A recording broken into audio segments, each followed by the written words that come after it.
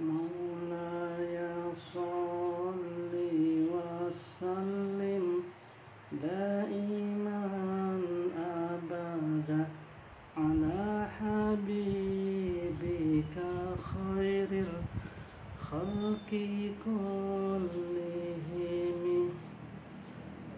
هو الحبيب الذي ترجى شفاعته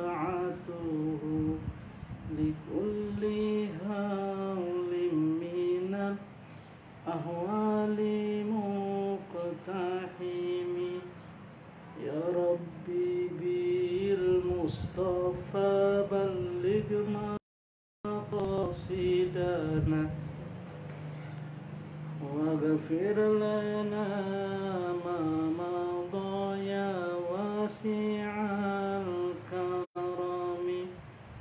Tesong. Mohon komentar apakah suaranya cukup bagus.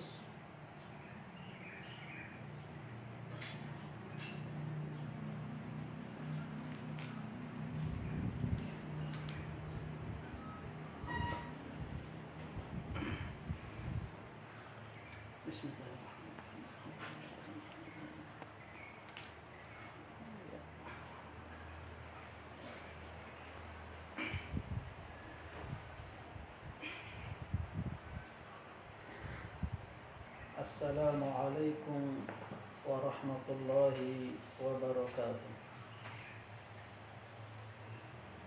Bismillahirrahmanirrahim. Alhamdulillah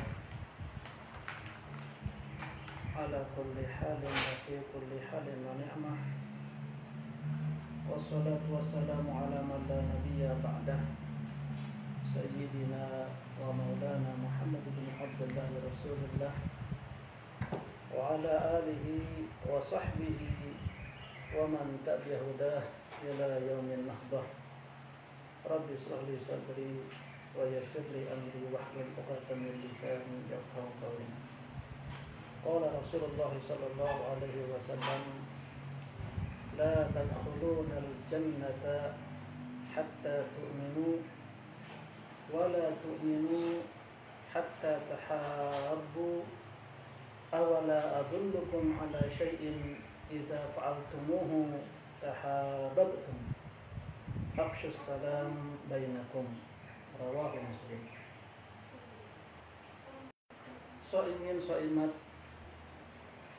mustami'in mustami'at rahimakumullah.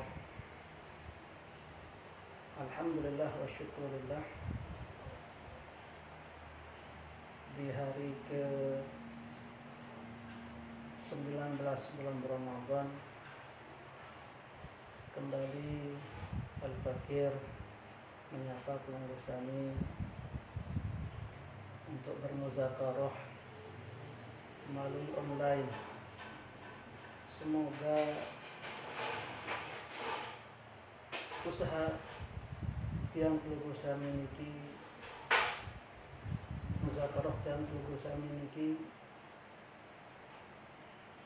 akan dicatat sebagai usaha yang diterima oleh Allah Subhanahu wa taala, sebagai amal yang makbul, mengisi hari-hari yang mulia pada Ramadan ini. Salawat serta salam tak lupa pula kita aturkan kejujuran alam serta Muhammad sallallahu alaihi wasallam. Semoga kita semua menjadi umatnya yang mendapatkan syafaat dari baginda yang mulia Rasulullah sallallahu alaihi wasallam. Shaimin shaimat mustami'in mustami'at rahimakumullah. Di 4 pertemuan yang telah lewat kita telah membahas mengenai doa, bahkan sebelum juga mengenai bagaimana Allah mengijabah doa. Kemudian setelah itu mengenai bagaimana kita sebagai hamba dalam berdoa kepada Allah Subhanahu wa taala. Ada pada kita kemarin kita telah mengukir pendapat dari Imam Al-Ghazali mengenai adab-adab berdoa. Nah, sekarang insya Allah kita akan bahas mengenai salam. Di mana salam itu adalah selain merupakan adab antara seseorang dengan seseorang, juga merupakan doa. Salam itu ketika kita melepas memberikan salam kepada orang, hakikatnya kita sedang selain menghormati mereka, menghargai mereka, juga kita sedang mendoakan mereka.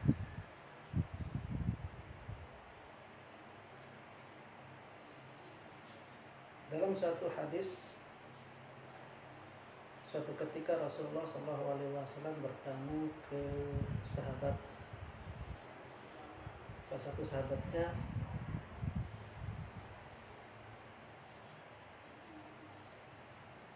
Sa'ad bin Ubaid. Beliau mengucapkan salam, Assalamualaikum. Lalu Sa'ad bin Ubaid menjawab dengan lirih dari dalam rumah beliau. Nabi tidak mendengar jawaban Sa'ad, kemudian diulang lagi, Assalamualaikum. Tidak ada jawaban yang didengar Nabi, tapi yang punya rumah, sahibul bait, menjawab hanya dengan lirih. Sampai 3 kali beliau, Rasulullah SAW, mengucapkan salam dan tidak ada yang menjawab, maka beliau berbalik, tidak kembali pulang. Karena memang adab seorang bertamu, apabila kita sudah melepas atau mengucapkan salam 3 kali tidak ada yang menjawab, maka kita balik, tidak memaksa. Itu adab bertamu. Maka Rasulullah SAW mencontoh seperti itu. Ketika 3 kali beliau mengucapkan salam tetapi tidak ada yang membukakan pintu dan menjawab, maka beliau pun balik. Maka sahibul bait yang punya rumah kemudian mengejar beliau. Dari belakangnya, Rasulullah, salam yang kuucapkan saya jawab, akan tapi dengan suara yang lirih. Mengapa? Karena saya tahu bahwa salam itu artinya doa. Assalamualaikum, semoga keselamatan senantiasa terlimpahkan kepada engkau. Warahmatullah, semoga engkau mendapat rahmat Allah. Wabarakatuh, semoga engkau mendapatkan barokah dari Allah Subhanahu wa Ta'ala. Dan saya yakin bahwa doa engkau Rasulullah, doa yang engkau bacakan pasti mustajab. Doa darimu ya Rasulullah pasti terima, didengar oleh Allah Subhanahu wa Ta'ala. Maka sengaja saya menjawab salam engkau ya Rasul dengan kata yang rendah, yang lirih, supaya engkau mengulangi doa-doamu kepada Subhanallah. Kalau beliau mengajak Rasulullah masuk dan menghidangkannya dengan makanan sebagaimana seorang tuan rumah dalam menjamu tamunya.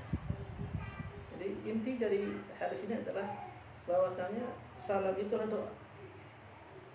Maka dalam pembukaan tadi, hadis yang diriwayatkan oleh Imam Muslim, Rasul bersabda, la tadkhulunal jannata hatta tu'minu. Kalian tidak akan masuk surga sampai kalian beriman. Wala tu'minu hatta tahabbu. Dan kalian tidak dikatakan beriman sampai kalian saling mencintai sesama kalian. Jadi orang Islam sama orang Islam harus saling cinta mencintai, harus saling asah, saling asih, saling asuh. Engkau tidak dikatakan orang yang beriman jika masih saling bermusuh-musuhan, masih saling tidak saling mencintai. Maka Rasul bersabda, wala tu'minu hatta tahabbu. Dan engkau dikatakan tidak beriman yang sejati sampai kalian saling mencintai. Awala adullukum ala syai'in iza fa'altumuhu tahabbtum. Rasul bersabda, apakah mau saya tunjukkan kepada kalian sesuatu yang apabila kalian melakukannya, kalian akan saling mencintai. Maukah aku tunjukkan sesuatu yang kalian mengamalkannya, melakukannya, maka kalian akan saling mencintai. Afsyus salam bainakum, yaitu tebarkanlah salam antara kalian. Kita bertemu, kita ucapkan assalamualaikum. Kita berdoakan sahabat kita, saudara kita. Semoga keselamatan, semoga engkau selamat. Selamat dari apa? Dari penyakit, dari bencana, dari kesesatan, dari kemunafikan, dari kekafiran, dari segala yang jelek-jelek. Wa rahmatullah, semoga Allah berikan rahmat. Wa barakat, semoga Allah berikan barakat. Subhanallah. Maka yang diberikan doa seperti ini harus menjawab, mendoakan balik kepada yang memberikan. Waalaikumsalam. Engkau juga wahai saudara, semoga diberikan keselamatan.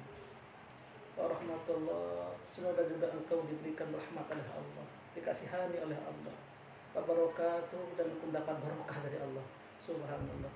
Jika kita menghayati ini, kemudian bertemu saling mendoakan sedangkan begini, maka hubungan hati kita akan terjalin, akan saling cinta mencintai, akan saling sayang menyayangi, akan saling tolong menolong dan bantu membantu. Nah, itu masalah. Oleh karena itu disunnahkan orang membalas kebaikan itu dengan sesuatu yang lebih baik. Kalau nggak bisa ya dengan semisalnya. Maka disunahkan bagi orang diberikan salam assalamualaikum, maka yang menjawab nambah waalaikumsalam warahmatullah. Kalau ucapkan salam assalamualaikum warahmatullah, maka jawabannya waalaikumsalam warahmatullahi wabarakatuh. Jika diberikan salam assalamualaikum warahmatullahi wabarakatuh, maka waalaikum, selesai. Kenapa waalaikum saja? Ya, atas engkau juga sama. Jadi selamat, rahmat, barokah diberikan, maka atasmu juga waalaikum. Kok semakin singkat, ya maknanya sama dalam hadis. Tetapi ulama kemudian ada yang menambahkan supaya lebih baik. Ini kan doa boleh saja.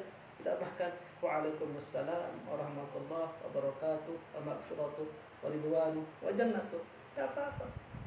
Yang penting kita membalas salam orang dengan yang lebih baik, dan itu tidak menyalahi syariat, karena perintah Al-Quran mengatakan jika engkau diberi penghormatan, maka balaslah dengan lebih baik, atau paling tidak setara dengan penghormatan yang diberikan kepada kita.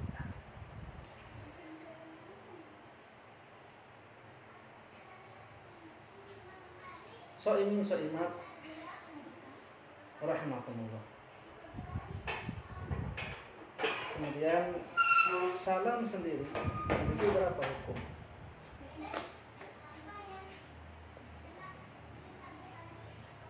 Salam ini bagi yang memulainya itu sunnah, akan tetapi menjawab salam itu hukumnya wajib. Namun ulama mengatakan inilah salah satu tempat di mana yang sunnah lebih banyak pahalanya daripada yang wajib, lebih afdal daripada yang wajib. Dalam kitab Al-Ashbah wal Nazair, Imam Jalaluddin As-Suyuti menjelaskan bahwasanya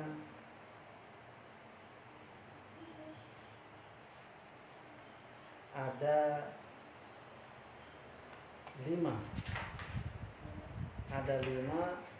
tempat yang sunnah itu lebih afdal daripada yang wajib, lebih utama daripada yang wajib. Kaidah umumnya bahwasanya tentu saja yang rukun lebih afdal daripada yang sunnah. pahala ibadah yang fardu lebih besar daripada ibadah yang sunnah. Akan tapi ada 5 tempat beliau tulis dalam kitabnya yang mana yang sunnah lebih besar pahalanya daripada yang fardu. Salah satunya tadi salam. Mengucapkan salam, mendahulukan orang dengan salam itu hukumnya sunnah.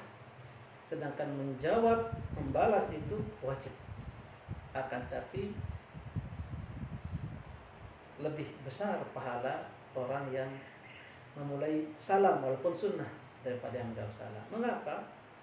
Karena yang menjawab salam walaupun wajib tidak akan terjadi menjawab jika tidak ada orang yang mengucapkan, yang memulai salam.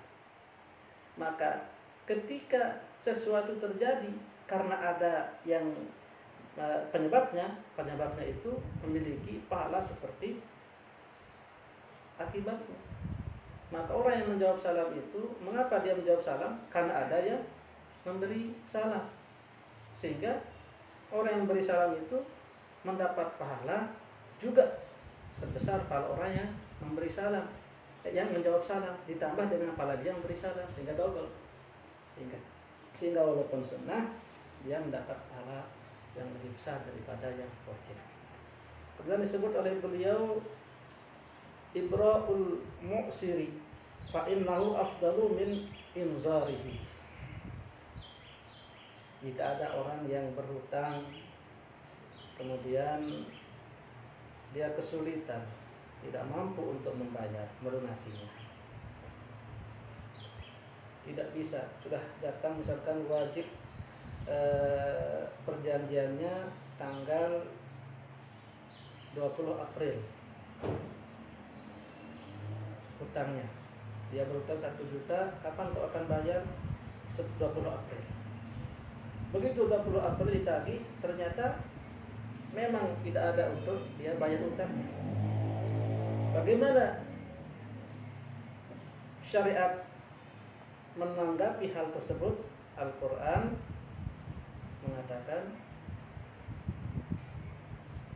wa in kanu dzu usratin fa naziratun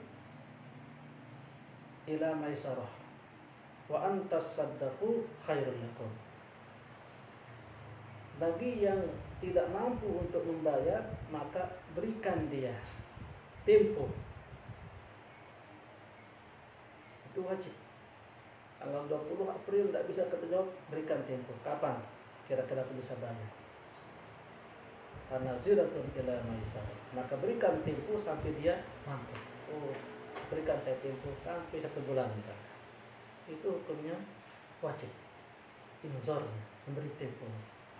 Wa in tasaddaqu, tetapi apabila kita merelakannya, utang kamu berapa? 1 juta. Saya tidak mampu untuk membayarnya karena corona, karena ada 20 tahun. Kalau gitu saya ibrokkan, artinya saya relakan. Saya relakan sudah uang itu tidak usah kamu berikan, saya sudah sedekahkan kepada engkau, tidak usah lagi kau berutang. Itu namanya ibrok. Itu sunnah. Yang wajib adalah inzar. Nah, akan tapi ibrok memberikan atau melunaskan atau memutihkan hutang orang tersebut itu lebih baik daripada inzar. Inzar artinya memberikan tempo untuk membayar hutangnya. Kemudian yang ketiga adalah beliau mengatakan salatu nafilatin wahidatin afdalu min ihdal khamsil wajibi fi'luha ala man taraka wahidatan minha wa nasi'ainha. Ada orang yang lupa sholat, dia tidak pernah sholat satu sholat. Pada tanggal 5 April kemarin saya tidak pernah sholat satu sholat, tetapi dia lupa sholat subuh, zuhur, asar, maghrib, isya. Dari 5 ini dia tahu, yang penting 1 daripada 5 ini dia tidak sholatkan, tapi dia lupa sholat mana yang dia sholatkan. Maka wajib dia mengqadanya dengan mengerjakan kelima-lima sholat tersebut, karena dia tidak tahu mana yang dia lupakan. Nah, untuk mengqadanya wajib mengerjakan kelima-limanya. Nah, itu wajib. Sholat sunnah, sholat dia sunnah itu lebih afdal daripada ini, karena walaupun wajib, di antara yang 5 ini pasti yang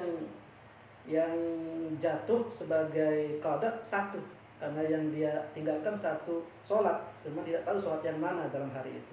Maka yang 5 ini satu yang jatuh sebagai qada, 4 ini berarti sebagai ihtiyat saja.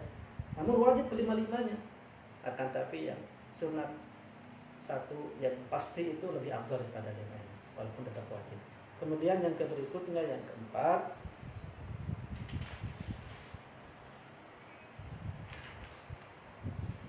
al-azanu sunnatun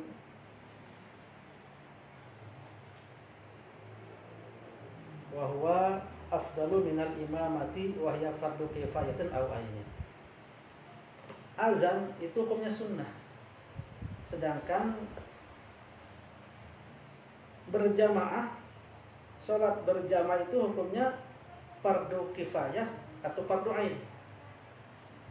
Kalau kita menggunakan pendapat mengatakan fardu kifayah, atau kalau kita mengatakan pendapat fardu ain seperti dalam sholat Jumat, berjamaah itu fardu ain. Sholat yang lain ada 2 pendapat dalam mazhab Syafi'i, ada yang mengatakan fardu kifayah, ada yang mengatakan sunat muakkadah. Nah, azan itu sunnah, berjamaah itu fardu ain atau fardu kifayah. Atas kaul ini maka azan lebih afdal daripada berjamaah. Mengapa? Karena orang berjamaah itu dipanggil oleh orang yang azan, berarti dia mendapatkan pahala orang berjamaah juga selain azan. Maka walaupun sunnah, dia lebih afdal daripada berjamaah itu sendiri.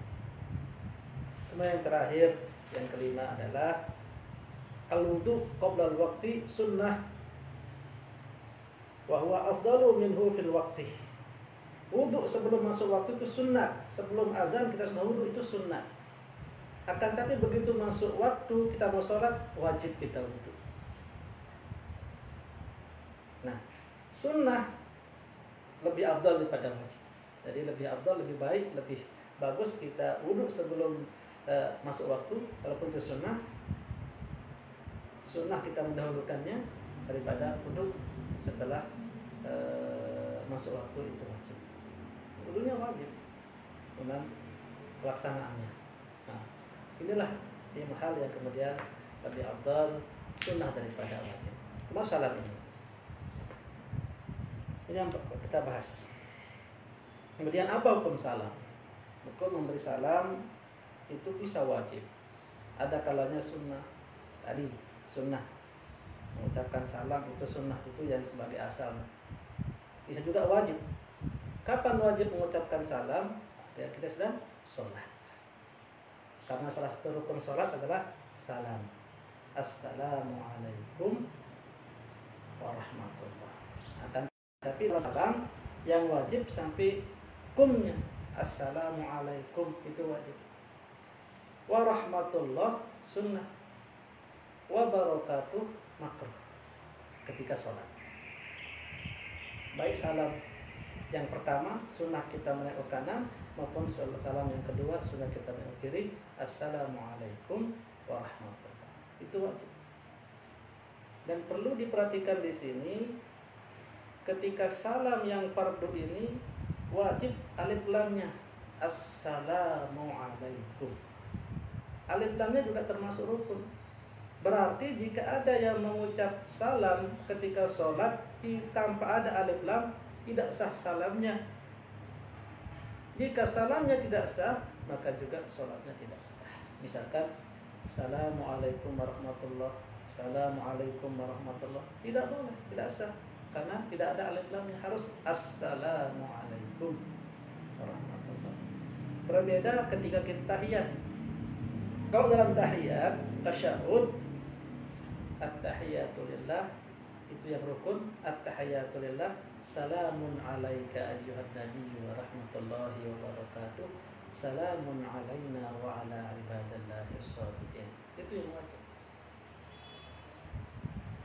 Kalau alif lamnya sunnah di tahiyat. Jadi kalau kita mau assalamu alaika ayyuhan nabiyyu wa rahmatullahi wa barakatuh itu bagus. Tapi kalau ada alif lam juga sah. Salamun tapi tanwin. Salamun alaika ayyuhan nabiyyu wa rahmatullahi wa barakatuh. Salamun alaina wa ala ibadillahi sholihin. Akan tetapi ketika salam salat terakhir itu wajib. Assalamualaikum harus ada alif lamnya. Ini perlu dan penting sekali diperhatikan. Imam ataupun makmum atau sholat sendiri.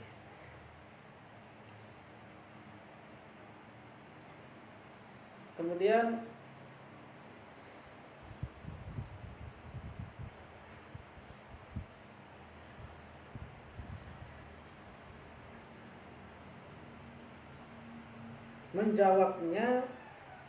menjawab salam itu hukumnya wajib. Kapan itu? Kata ulama, misalkan dalam Azkar Nawawi, faslun as-sunnatu annal muslima yabda'u bis salam.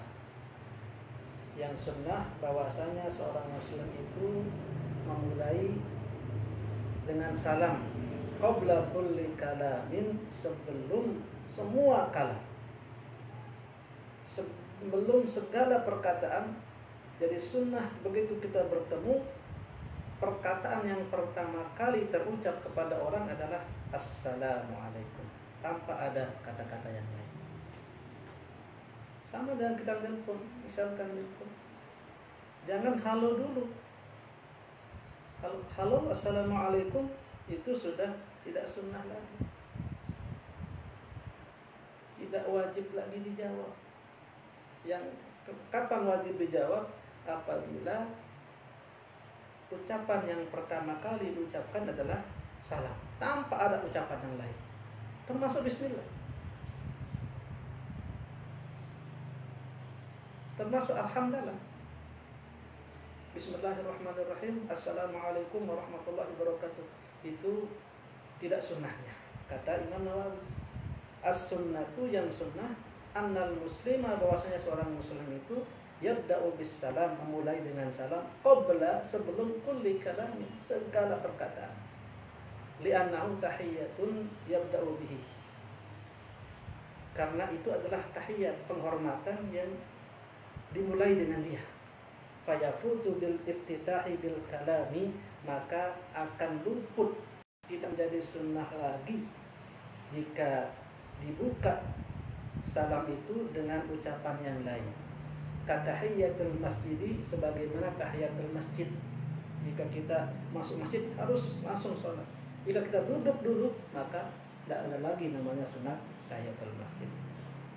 Imam Ghazali dalam Ihya Ulumuddin juga menjelaskan, wa minha ayyabda'a kullu muslimin minhum bisalam, bahwasanya supaya setiap orang Islam memulai dengan ucapan salam qoblal kalami, sebelum berbicara. Wa yusafihuhu, kemudian berjabat tangan indas salami, ketika mengucapkan salam. Qala an-nabiyyu, Rasulullah SAW bersabda, man bada'a bil kalami qabla salam, barang siapa yang mulai dengan ucapan yang lain sebelum salam, fala tujibuhu, maka jangan engkau menjawabnya, hatta yabda'u bis salam, sampai dia memulai dengan salam.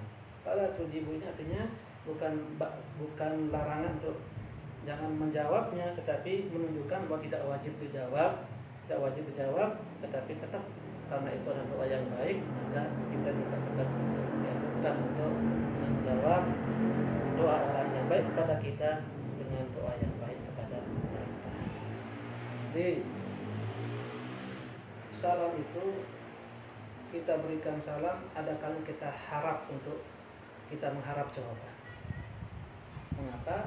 Kita mendoakan orang supaya orang doakan kepada kita.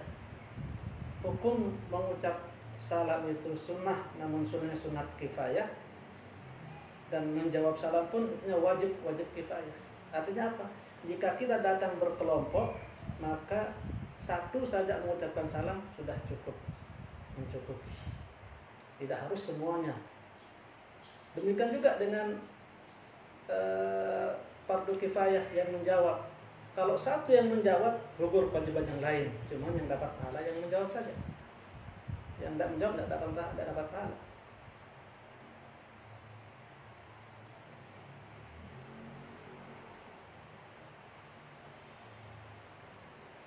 Kemudian permasalahan yang terakhir mengenai salam ini adalah yang sering diperdebatkan atau diomongkan orang mengenai salam dengan non-muslim. Bagaimana jika ada orang non-muslim yang memberi salam kepada kita, atau bagaimana bolehkah kita memulai memberikan salam kepada muslim? Menarik sekali, dalam kitab Al-Hawi Al-Kabir Imam Al-Mawardi menjelaskan secara kesimpulan, karena ini waktu sudah jam 5 lebih 1 menit. Beliau mengatakan bahwa jika ada orang non-muslim yang memulai memberikan salam, mengucapkan assalamualaikum, maka kita menjawab dengan salah satu dari dua. Yang pertama, waalaikumsalam, tanpa menambah warahmatullahi wabarakatuh. Cukup waalaikumsalam. Jadi keselamatan semuanya, selamat dunia. Tanpa berikan tambahan warahmatullahi wabarakatuh. Dan juga tanpa kumnya. Jangan waalaikumsalam, waalaikumsalam. Yang kedua, bagi dalam hadis waalaika, cukup waalaika. Jadi beliau mengatakan jika ada non-muslim memulai memberikan salam, kita mengucapkan salam assalamualaikum, maka kita menjawabnya dengan waalaikumsalam atau waalaika. Bagaimana kalau orang muslim, bolehkah memulai mengucap salam? Beliau mengatakan dalam hal seorang muslim memulai mengucap salam ada dua pendapat. Yang pertama, yajuzu ayyabtadi'a bis-salami li'annahu lamma kana as-salamu adaban wa sunnatan. Beliau berkata, boleh seorang Islam itu mengucapkan salam kepada seorang non-muslim. Mengapa? Karena sesungguhnya apabila salam itu merupakan adab, merupakan norma, merupakan tata susila pergaulan, wa sunnatan, dan juga jalan hidup, karena muslimu bifi'lihi ahaq, maka seorang Islam melakukan itu lebih berhak dalam beradab yang tinggi, berakhlak yang mulia. Itu adalah suatu adab, akhlak, maka orang Islam lebih berhak untuk itu. Fa'ala hadza, maka dengan pendapat ini yang mengatakan boleh, yaqulu lahul muslim, orang yang Islam akan mengucapkan salam assalamu alaika, cukup sebagaimana tadi itu, assalamu alaika ala lafzil wahidi, jangan menggunakan kum, tapi bukan satu saja, alaika. Jangan mengatakan assalamualaikum. Kenapa? Untuk membedakan antara salam kepada orang Islam dan salam kepada orang kafir, orang non-muslim. Sedangkan pendapat kedua mengatakan tidak boleh sama sekali. Seorang Islam tidak boleh mulai mengucapkan salam dengan salam ini kepada orang yang non-muslim sampai dia yang mengucapkan salam kepada kita, baru kita menjawabnya dengan yang telah dahulu, yaitu waalaikumsalam atau waalaika saja. Demikian yang dicatat oleh Imam Mawardi. Sungguh beliau punya pandangan yang luas ke depannya untuk menunjukkan bahwa orang Islam itu, orang Muslim itu memiliki adab yang tinggi dalam pergaulan sesama makhluk Allah Subhanahu wa taala. Sebelum kita tutup, saya menjawab sedikit pertanyaan yang masuk lewat WA secara singkat saja. Yang pertama dari saudara Marianti bertanya, kapan waktu paling afdal untuk sholat tasbih? Yang kedua, manakah lebih afdal bila kerjakan sholat tasbih itu 2 kali salam atau 1 kali salam? Karena 4 rakaat. Maka kita waktu yang paling afdal untuk sholat tasbih itu kapan-kapan saja.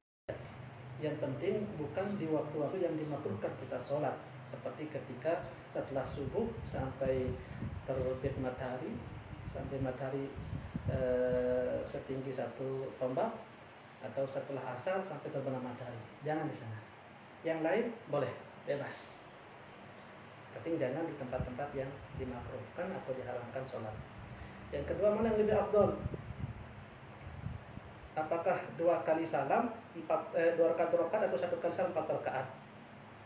Kalau dikerjakan di siang hari, maka lebih afdol 1 kali salam 4 rakaat. Kalau dikerjakan pada malam hari, maka lebih afdol 2 kali salam 2 rakaat 2 rakaat. Kemudian pertanyaan berikut dari saudara Mulyadi bertanya mengenai zakat fitrah. Insyaallah nanti kita akan bahas secara mendetail di pembahasan fitrah, tetapi saya jawabkan sedikit dengan pertanyaannya.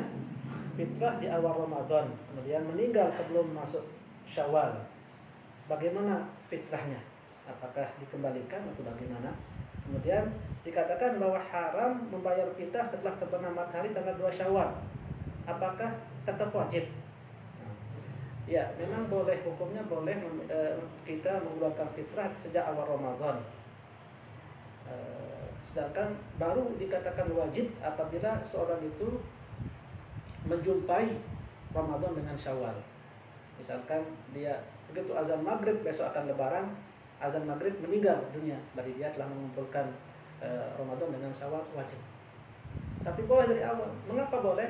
Karena menurut zonnya dia akan hidup sampai Idul Fitri, sampai Syawal. Ternyata zonnya salah. Ibrahimnya mengatakan kaidahnya mengatakan la ibrata bizanni al-bayyin khatuhu. Tidak menjadi hitungan dengan satu persangkaan jika telah nyata kesalahannya. Dia mengira dia akan masih hidup sampai Syawal, maka dia mengeluarkan zakat fitrah. Akan tetapi nyata sebelum Syawal dia meninggal, maka tidak wajib. Bagaimana hukum fitrah tersebut? Bukan zakat fitrah lagi, tapi biarkanlah menjadi sedekah untuk yang meninggal. Kemudian setelah 2 Syawal belum mengeluarkan zakat, maka dia haram. Haram artinya telah mengeluarkan waktunya, tapi tetap wajib dia keluarkan. Sebagaimana jika kita sudah azan asar belum sholat zuhur, hukumnya apa sekarang? Haram, karena mengeluarkan waktu zuhur sampai waktu asar belum sholat, tetapi tetap wajib kita mengkadanya. Demikian yang dapat kita jawab pada pertemuan kali ini. Mudah-mudahan ada manfaatnya untuk diri dan pribadi pada khususnya, bagi hajat dan pada umumnya. Subhanakallahumma wa bihamdik, asyhadu an la ilaha illa anta, astaghfiruka wa atubu ilaik. Wallahu muwaffiq ila aqwamit thoriq. Wassalamu alaikum warahmatullahi wabarakatuh.